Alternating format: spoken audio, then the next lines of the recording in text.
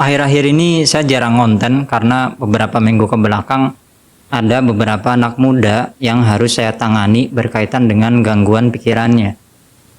Dan gangguan pikiran mereka ini ada potensi yang sangat besar menuju ke menghilangkan nyawa sendiri.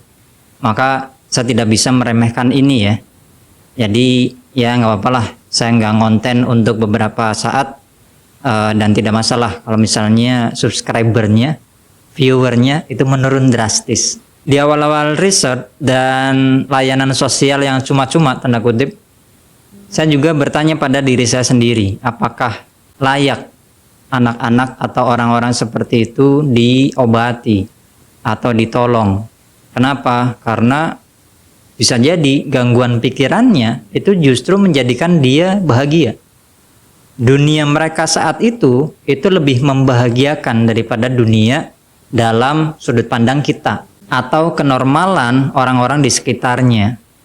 Dan juga secara profit, keuntungannya apa buat saya?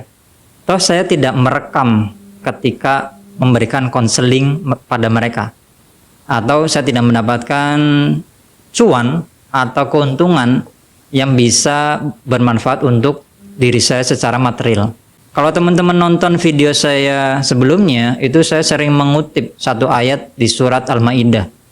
Ketika kita memelihara satu nyawa manusia, itu seperti kita memelihara seluruh nyawa umat manusia di bumi. Jadi untuk menyelamatkan satu nyawa, kita nggak harus perang ke Palestina ya. Walaupun tidak juga kita lepas tangan atau tutup mata dari apa yang terjadi di Palestina dan Israel. Kita tetap mendoakan yang terbaik untuk seluruhnya, khususnya Palestina ya. Berkaitan dengan gangguan pikiran, kalau kita sering nonton berita atau media sosial ya, banyak orang-orang yang menganggap dirinya adalah Imam Mahdi atau Nabi Isa atau orang yang mendapatkan petunjuk dari malaikat dan sebagainya. Apakah mereka termasuk orang yang terkena gangguan jiwa? Atau justru mereka adalah orang-orang yang mendapatkan petunjuk Al-Mahdi, dari kata huda ya, petunjuk. Al-Mahdi itu dari isim maf'ul, kata benda yang melakukan tindakan, adalah seseorang yang mendapatkan petunjuk dari langit.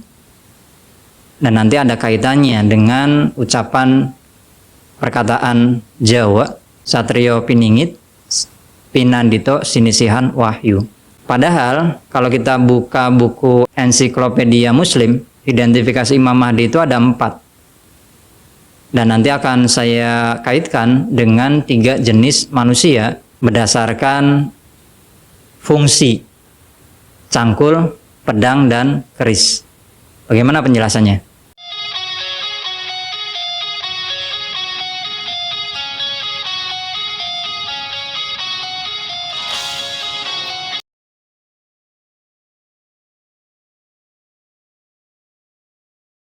Kalau kita baca buku ensiklopedia Muslim, yang pertama identifikasi Imam Mahdi adalah anak atau keturunan generasi dari Fatimatus Zahro, atau yang biasa kita sebut sebagai Ahlul Bait ya, keluarga Rasulullah. Sedangkan Ahlul Bait identifikasinya itu sudah saya jelaskan di video yang ini ya. Teman-teman silahkan nonton, di sana ada 4 penjelasan Ahlul Bait berdasarkan hadis Nabi. Identifikasi kedua itu yang mengatakan bahwa Imam Mahdi adalah sosok orang yang sakti mandraguna, yang sangat cerdas, yang mendapatkan petunjuk dari Tuhan, yang memiliki kekuatan misterius dan sebagainya, yang nantinya kisah setengah legendanya itu memberikan pedangnya pada Nabi Isa untuk membunuh Dajjal. Kita tidak membahas itu lagi. Itu sudah di video sebelumnya tentang Dajjal ya.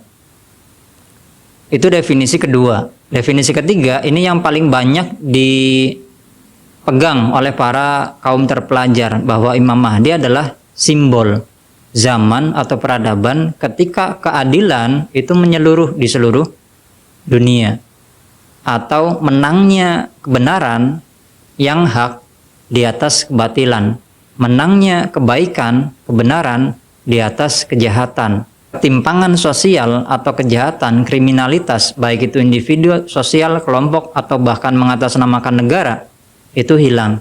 Ini disimbolkan dengan simbol Imam Mahdi di identifikasi ketiga. Identifikasi keempat itu untuk melawan atau antitesa dari definisi atau identifikasi Imam Mahdi menurut kaum Syiah, yang mengatakan bahwa Muhammad al-Muntazar itu adalah Imam Mahdi yang saat ini sedang digaibkan, tanda kutip ya, seperti Nabi Isa yang digaibkan oleh Tuhan, oleh Allah, yang nantinya akan keluar di akhir zaman, menjelang kiamat, membunuh Dajjal dan sebagainya. Identifikasi keempat inilah yang mengatakan bahwa Imam Mahdi bukan sosok yang keluar dari ketersembunyiannya, bukan orang yang tiba-tiba muncul kemudian dengan memiliki kekuatan dan sebagainya. Bisa jadi Imam Mahdi atau Nabi Isa itu tidak dikenal oleh banyak orang atau tidak diketahui keberadaannya, tapi menggunakan sistem yang lebih canggih. Kita tahu bahwa teknologi sudah sampai ke wilayah kuantum ya, dengan kerumitannya masing-masing. Mungkin saja sosok atau orang yang sudah sampai ke tingkatan itu, yang nantinya akan saya jelaskan di spektrum ungu, orang-orang yang mendapatkan petunjuk dengan sebutan sebagai para wali al-mudabbir, mereka yang ikut mengelola tanda kutip dunia dengan kisah yang setengah mitos yang sampai pada kita. Berkaitan dengan 3 jenis manusia yang nantinya ada kaitan terhadap penjelasan Imam Mahdi dengan pedangnya ya, kisah pedang Imam Mahdi yang diberikan pada Nabi Isa. Rujukan dari 3 jenis manusia ini saya ambil dari guru bangsa kita ya, MH Ainun Najib, atau yang biasa kita kenal sebagai Cak Nun atau Mbah Nun, atau kalau kata teman saya yang dari Lamongan, Wak Nun ya, karena sangat dekat dengan beliau. Orang Jawa termasuk orang Tegal itu kalau manggil orang-orang yang sangat dekat, yang lebih tua dan tidak dikultuskan, itu biasanya panggilnya atau man atau wa atau mbah, karena kedekatan secara emosional, bukan kedekatan secara spiritual. Kalau secara spiritual kan kita takut nanti mengkultuskan, mendewakan seseorang tersebut, dan Mbah Nun atau Cak Nun itu tidak berkenan. Siapa saja yang belajar bersama beliau di lingkaran sinau bareng beliau itu mengkultuskan beliau menjadi hijab antara seorang salik atau pembelajar kepada Tuhannya atau kepada Nabi Muhammad. Dalam satu ceramahnya beliau itu menjelaskan tentang jenis manusia tipe cangkul, mereka yang orientasinya duniawi atau hanya berhenti di duniawi saja, tidak mengimani akhirat, tidak mengakhiratkan dunia, atau akhirat atau dunia itu berelaborasi setiap saat, setiap hari yang kita lakukan, yang kita jalani. Manusia tipe cangkul inilah yang menutup mata dari ketimpangan sosial, dari ketidakadilan, dari penderitaan umat manusia dan sebagainya. Intinya mereka fokus pada kepentingan dirinya sendiri atau kelompoknya sendiri. Mereka adalah tipe manusia cangkul. Yang kedua adalah tipe manusia pedang, orang-orang terpelajar, para pejuang, para kaum cendekiawan, intelektual dan sebagainya. Mereka adalah orang-orang yang menggunakan ilmunya secara ideal ya, menggunakan ilmunya untuk melawan ketidakadilan, untuk membuat correction tanda kutip, mengembalikan ketidakadilan atau ketidakseimbangan yang terjadi. Itu mungkin mengapa ada simbol pedang Imam Mahdi yang diberikan pada Nabi Isa untuk membunuh Dajjal. Dajjal ini simbol kejahatan, simbol kebodohan, simbol ketertipuan. Kemudian itu dikalahkan oleh pedangnya Imam Mahdi, oleh Nabi Isa.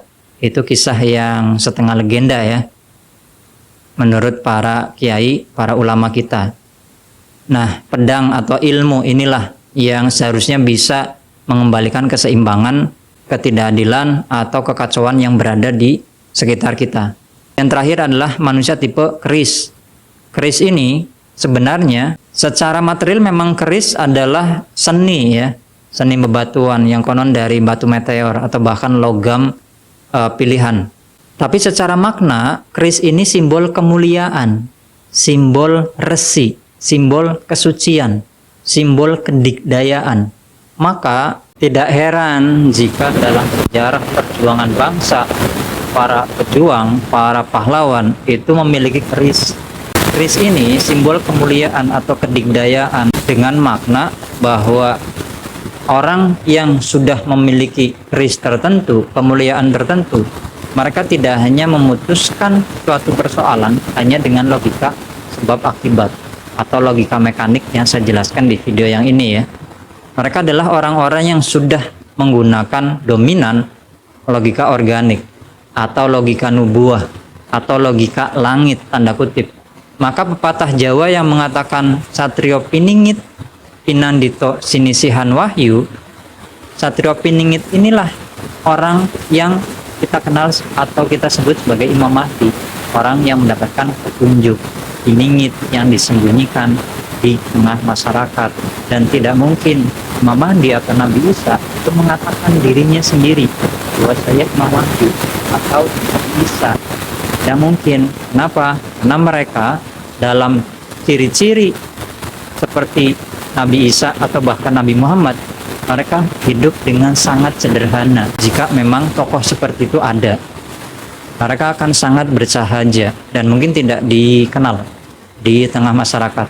Itu makna tersembunyi, iningit, bukan bersemedi di suatu tempat kemudian muncul turun gunung tanda kutip ya. Bukan, tapi memang dari awal dia di tengah-tengah masyarakat, tapi tidak dikenal karena kesederhanaan dia. Sekali lagi, itu kalau memang ada. Kemudian, Pinandito setiap harinya, setiap saat, hatinya itu berkholwat, beruzlah. Manusia tipe keris ini, dengan perkataan Satrio Pinandito Sinisihan Wahyu, setiap harinya, hatinya itu berkholwat, beruzlah, tidak tersentuh dunia, la khaufun alaihim walahum yazanun. Hatinya itu tidak tersentuh, tidak hanyut, tidak dikuasai oleh kesedihan dan rasa takut terhadap dunia lagi. Dia bertapa, pinandito. Dan mengapa dia bisa seperti itu? Karena sinisihan wahyu. Setiap saat, setiap berpikir, ucapannya, pikirannya, tindakannya itu berdasarkan sinisihan wahyu, petunjuk-petunjuk langit atau logika-logika organik. Seperti saya jelaskan di video yang ini sekali lagi ya. Itu mengapa di setiap zaman atau setiap daerah itu ada mitos tanda kutip sebagai Imam Mahdi, Satrio Piningit atau Ratu Adil atau Mesias ya. Orang yang pada akhirnya akan membawa keadilan ke seluruh dunia. Dan orang yang membawa keadilan ke seluruh dunia inilah tidak mungkin dia belajar dari buku atau dia belajar dari YouTube, dari TikTok. Dia menggunakan logika mekanik, logika sebab akibat untuk hidup, tapi hanya untuk mengelola pengetahuan yang dia dapatkan.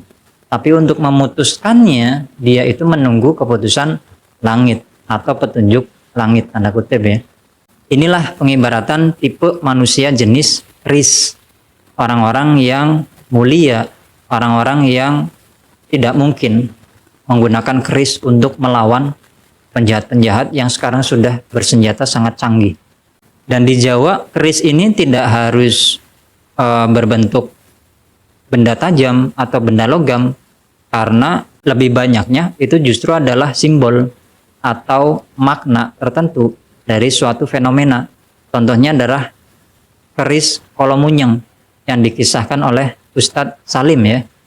Keris Kolomunyeng ini dari kata kolom al-kolam, ucapan, tulisan, kata-kata, huruf, dan munyeng yang membuat kebingungan banyak orang.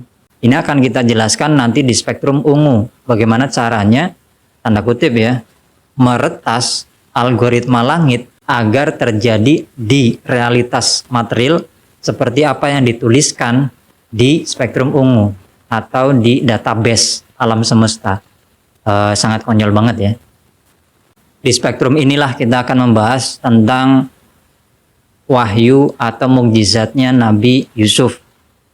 yang penuh dengan simbol-simbol, kode-kode, isyarat-isyarat, seperti halnya kisah Imam Mahdi atau Satrio Piningit ini, atau 3 jenis manusia logam tanda kutip ya, tersebut dengan yang penuh makna atau penuh penjelasan secara simbolis. Kita akan jelaskan di video selanjutnya.